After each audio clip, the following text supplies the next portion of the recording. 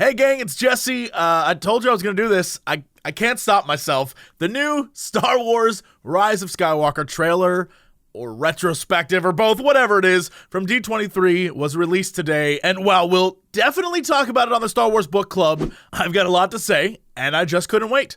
For real though, if you love Star Wars and you want to jump into the expanded universe and you're like, where do I start? The podcast I do with my friends Alex and Davis is a great resource. I think it's super fun, and hopefully you will as well.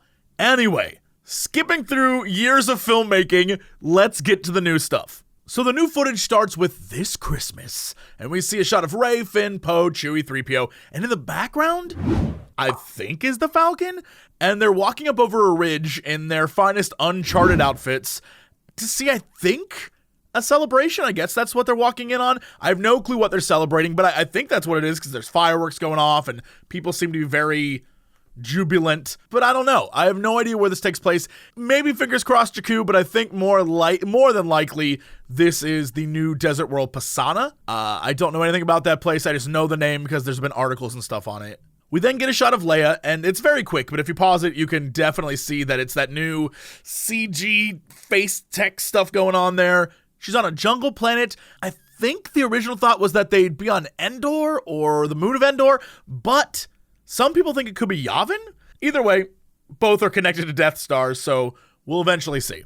Then it says, the story of a generation. And immediately afterwards, we get this Resistance fleet made up of the Falcon, X-Wings, B-Wings, A-Wings, Y-Wings, a Corellian Corvette, just all the classics. But then cut to old Imperial-class Star Destroyers. These are not First Order ships. There's so much going on here that I think under the surface not many people get. But when I saw this, I was like, oh my god. These are definitely related to the Emperor and the Sith troopers that we saw at San Diego Comic-Con. This is, without a doubt, my favorite scene in the trailer because it is 100% inspired by the old Dark Empire comics. If you don't know what those are, they appear to be inspiring a lot for this last trilogy. I, of course, am going to talk about them for a minute, but let me just say, none of what I'm about to say is considered canon anymore since Disney took over. But for a long time, this is legit what happened in Star Wars, and honestly, lots of the things from the old canon, this comic included, are being used in new canon material. A great example is the Dark Empire, I'm pretty sure, is where the concept of a holocron comes from. Anyway, right after the Thrawn trilogy ends, basically the best Star Wars books ever, a series of comics comes out in the early 90s. These are very 90s comics, but the plot revolves around an Imperial resurgence, and more importantly, this secret dark side world hidden deep in the core of the galaxy, shrouded in a dark mist and like Sith energies and stuff. This planet, Biss, is turned into a dark side world to train a new army, and more importantly, house a cloning facility for the Emperor. Palpatine, as we know from Revenge of the Sith, is obsessed with immortality, and it turns out this obsession is something that tracks back to this comic and before. So Luke goes to Biss and comes face to face with an Emperor clone and learns that Palpatine has been transferring his mind and consciousness into clones for a while, but their bodies decay so rapidly that, all the dark side stuff going on in them, that it's bad news. But you know what? Turns out he has thousands of clones, so it's okay. Without spoiling how it ends, the damn thing has force projection, an extremely powerful dark side force storm, the concept of learning the dark side in order to truly appreciate and master the light. All this stuff we seem to be drawing inspiration from now in new Star Wars canon. So while in the old canon, the dark side sort of moved into the core of the galaxy, in the new canon, they fled to the outer reaches, to this part of space where no one goes. And that's probably where this Imperial fleet has been with these Sith troopers, and now they've come back. I think it's all part of Operation Cinder and all this stuff that, again, listen to the podcast. You'll love it.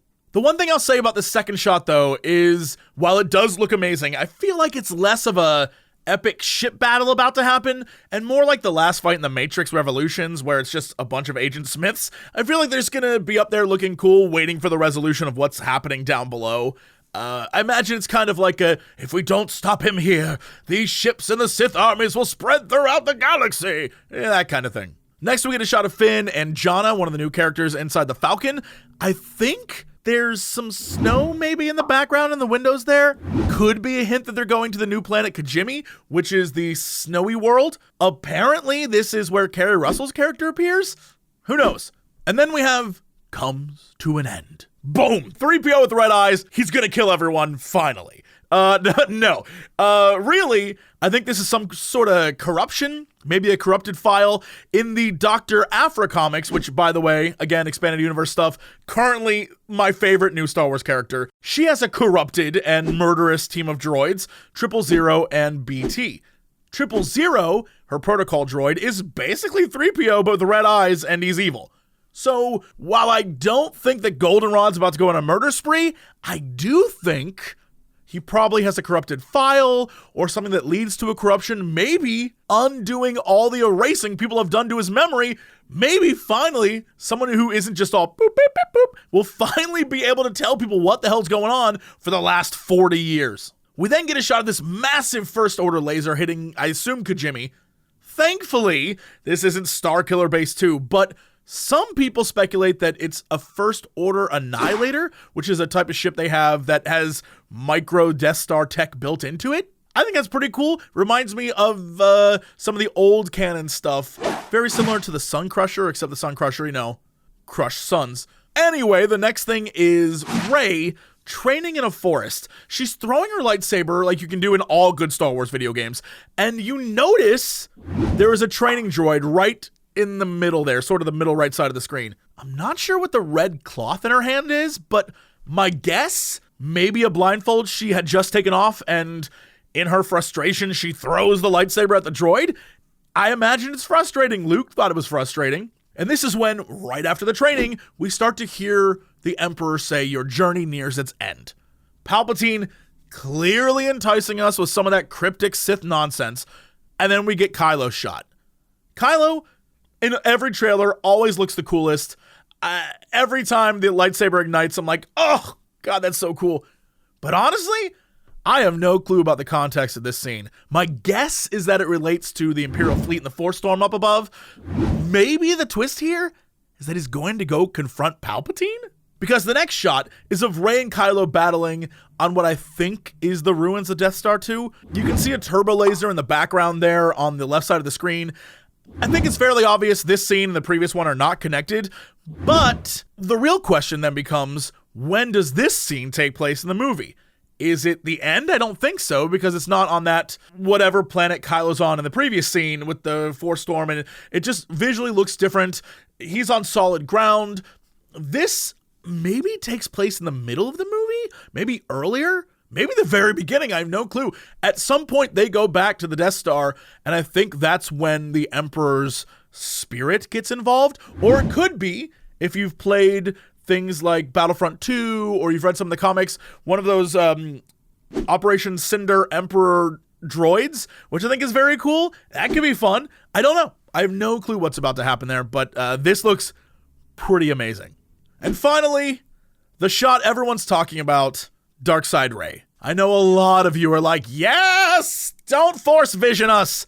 But I think we should all just accept that this is most likely part of her force training, maybe a force vision, similar to the one Luke had of himself inside Vader's mask in the Darkside cave. But maybe that old internet chestnut of a theory that Rey is a Palpatine clone is real. And maybe by the end of the movie, Rey is taken over and Kylo has to fight her? I think I'd rather have her just go bad instead of being like a vessel for the Emperor, but who the hell knows? The one thing that's interesting is the room that she's in doesn't really appear to fit with anything, at least that we've seen so far. I can't place where this would be. The only guess I have is maybe this is that same Force vision-y place where Rey was when she was like, who are my parents? I honestly couldn't even tell you. I think it's really fun just to speculate and be like, oh, well, it's a double-bladed lightsaber, so clearly it's the spirit of Darth Maul. Who knows? Who cares? It's going to be ridiculous. Then we get the title. I think we'll probably get one more trailer in the coming months, and if you want me to wax poetic about that one, by all means, just let me know in the comments. Hopefully this stuff is your jam. I love talking about the things that I love, and Star Wars is one of them. if you want to join us on the New Canon Book Club, by all means, please, there's a link below. I would love to have you. I know my friends would as well. We tend to go on much longer than this. We get real in depth. I don't know that we've done an episode under an hour in years. So thank you. See you guys next time. And I can't wait to see what the hell this movie's about. You know, where's the payoff? Bring the strippers and booze. We do occasionally talk about video games. Bring the strippers and booze. Out of time for video games. Bring the strippers and booze. Oh, thank God, I don't need pants now. Hey, JC, what are you doing? Not much. Making a fortune. It's a promotional broadcast. Yeah, now sing the music. It's a promotional broadcast. Bring the strippers and booze. It's a promotional broadcast. I'm here to ask and answer one simple question. It's a promotional broadcast. You